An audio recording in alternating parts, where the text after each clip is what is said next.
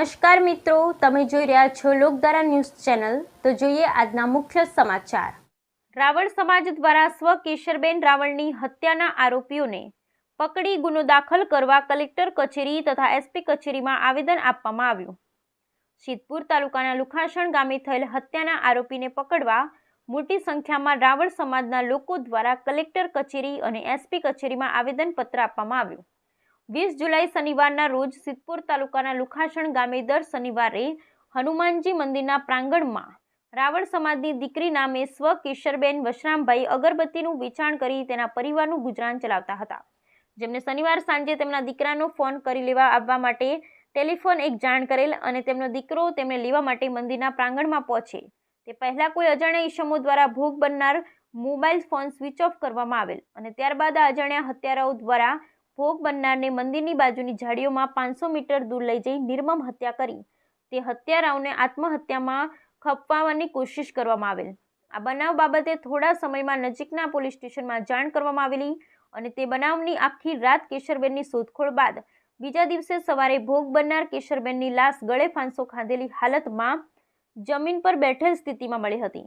આ બધો ઘટનાક્રમ જોતા બનાવ પ્રથમ દર્શનીય રીતે હત્યાનું હોય તેવું જણાઈ આવે છે। આ બનાવને 10 દિવસ જેટલો સમય વીતવા છતાં હત્યારા હજુ સુધી પોલીસ પકડથી દૂર કેમ છે? તો પોલીસ આ બનાવ બાબતે નિષ્ક્રિયતા દાખશે?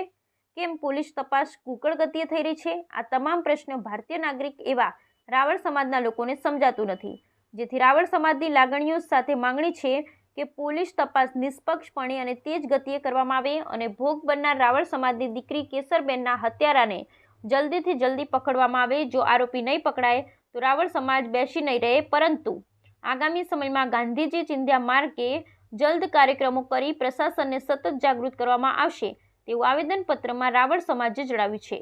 Bureau report. મેં 20 તારીખે શનિવાર રાત્રે મારી મમ્મીને ફોન કરેલો અને વાત થયેલી કે બેટા તું હું સામાન પેક કરું છું, પછી તું મને અંદર હું સફાઈ કરવા જાઉં એટલી વાર પછી તું મને લેવા આવ। ત્યારે મેં કીધેલું કે સારું મમ્મી। એના પછી મેં મારા મિત્રને મોકલેલો તો હાજર નથી મમ્મી, વત્તા હું ત્યાં ગયો ઘટના મંદિરે લારી ઉપર તો મમ્મી હાજર નથી। પછી આજુબાજુ શોધ્યું, મહારાજ જોડે સીસીટીવી ચેક કરાયા તો મમ્મી હતી ના।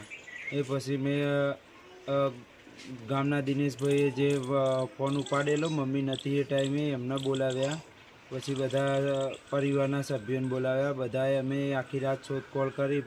પછી અમે પોલીસ જોડે કેસ કર્યો। 12 વાગે પોલીસ આવી, 2 સાહેબો શોધખોળ કરી 3 વાગ્યા 4 વાગ્યા સુધી, પણ મમ્મી ચોય મળ્યા નહીં।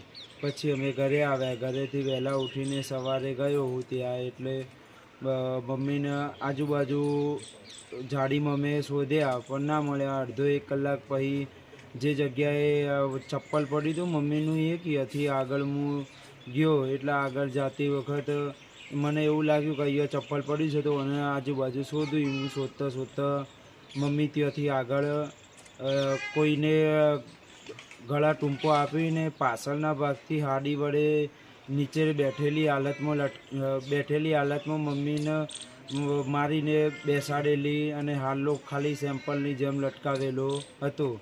તો પછી ઘટના સ્થળ ઉપર સરપંચને બોલાવ્યા, પોલીસને બોલાવ્યા અને આ રીતે મમ્મીને પોસ્ટમોર્ટમ માટે લઈ ગયા। પોસ્ટમોર્ટમ થયા પછી ઘરે લાવ્યા, અમે અંતિમ વિધિ પતાવી। એ પછી પોલીસ ખૂબ જ મહેનત કરે છે, એ પોલીસ બી શોધખોળ ચાલુ છે પોલીસની, એ દરેકને પૂછપરછ કરી છે। પણ પછી અમને બી પોલીસ પૂછે છે પણ કોઈ હાથમાં કોઈ હજુ કડી આવી નથી કે અમને હજુ સુધી કોઈ પોલીસ કઈ દિશાની આધારે શોધખોળ કરે છે એ અમને ખબર નથી। 7 દિવસ થઈ ગયા છે આજે, તો પણ હજુ સુધી અમને કોઈ પ્રકારનું અનુસંધાન મળ્યું નથી। મમ્મીની કોઈ પ્રકારની કડી હાથમાં આવી નથી। શું નામ આપનું? મારું નામ આશીષ રાવળ, આશીષભાઈ વશરામભાઈ। આજે પાટણ જિલ્લાના સિદ્ધપુર તાલુકાના લુખાસણ ગામે રાવળ સમાજના કેશરબેનને એક ક્રૂર હત્યા કરી એક અવાવરૂ જગ્યા પરથી એમની લાશ મળી આવેલી છે, જેના ભાગરૂપે આજે બનાસકાંઠા, ઉત્તર ગુજરાત, સાબરકાંઠામાંથી વિવિધ જિલ્લાઓમાંથી આખો ગુજરાત રાવળ સમાજ એકઠો પાટણ જિલ્લામાં થયો છે। જેના ભાગરૂપે આવેદન પાઠવવાનું આયોજન કરેલું હતું, જેના ભાગરૂપે આજે માનનીય એસપી સાહેબશ્રી અને કલેક્ટર સાહેબશ્રીને આવેદન પાઠવેલું છે, જેની હજારો જનમેદની સાથે આજે રાવળ સમાજ ઉમટ્યો છે. જેના ભાગરૂપે આજે 5 દિવસનું અલ્ટિમેટમ આપ્યું છે એસપીશ્રી દ્વારા અને કલેક્ટરશ્રી દ્વારા કે જો 5 દિવસની અંદર આ બેનને ન્યાય નહીં મળે અને હજુ પણ અગાઉ પણ 11 દિવસ વીતી જેવા હોવા છતાં પણ હજુ પણ પોલીસને એવી કડી મળી નથી કે આ બેનને ન્યાયની ક્યાંય પણ એવી રક્ત મળી શકે.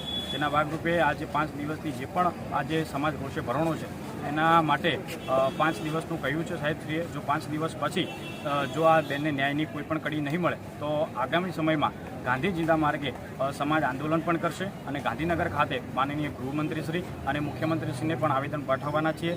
જેના માટે આજે તો સમાજ ખાલી 3,000 થી 4,000 જનમેદની ઉમટી છે અને જે જરૂર પડશે તો ગાંધીનગર મુકામે આખોય ગુજરાતનો રાવળ સમાજ, ઉત્તર ગુજરાત હોય, દક્ષિણ ગુજરાત હોય, તમામ જિલ્લાઓમાંથી આખો રાવળ સમાજ હજારોની મેદની સાથે, લાખોની મેદની સાથે ગાંધીનગર માટે દાંડીકૂચ કરશે.